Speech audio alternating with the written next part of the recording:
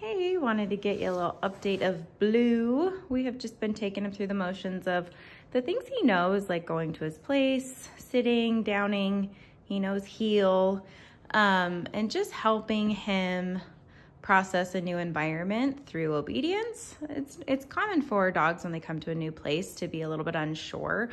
It's common for us when we go to a new place. We're not really sure our role in the moment, and so with him, we've been just showing him where he needs to be, what he's supposed to be doing, you know, that kind of stuff. The first couple days I get a dog, I typically have them on the leash in case they need some help or need some redirecting if they're doing something we don't want them to be doing. So right now, just been working on the place command with him, and he does really well with this, which is really good news because I feel like for him, it's going to be really critical for the door, which we've worked on with him. But not only that, just give him a safe place when he's feeling uncertain about people coming and going. So good news is we've had people working on our basement, and so we've had lots of opportunities to practice this.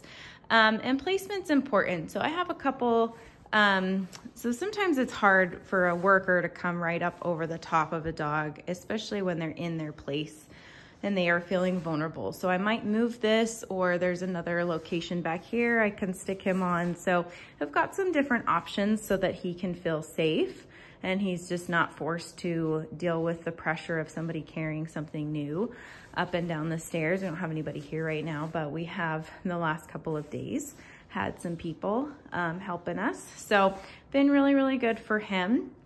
One thing I see with him is he does really great at the training, but when we're not in training mode, he does what I call very demanding behaviors, like running up to the door and like rushing out of it, or jumping on us, or, you know, getting up on the couch and not being able to get down. I don't care if dogs get up on the couch, and we've got one over there.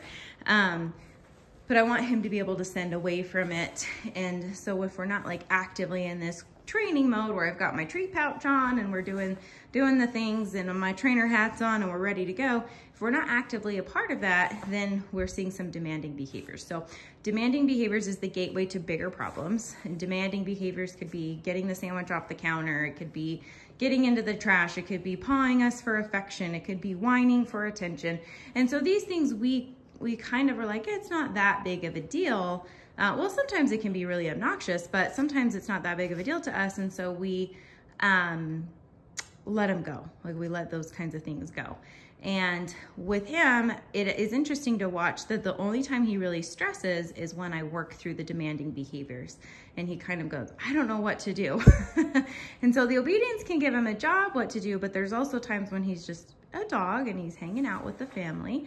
And I want him to have some better manners, especially when it comes time to the adrenaline is kicking in because somebody's at the door, or there's a dog walking past the house, or a dog barking at him. Whatever the case may be that brings in that stress, if I let a lot of these demanding behaviors go, he's going to have a hard time listening to me in that particular situation. So I'll show you a couple things we've been doing.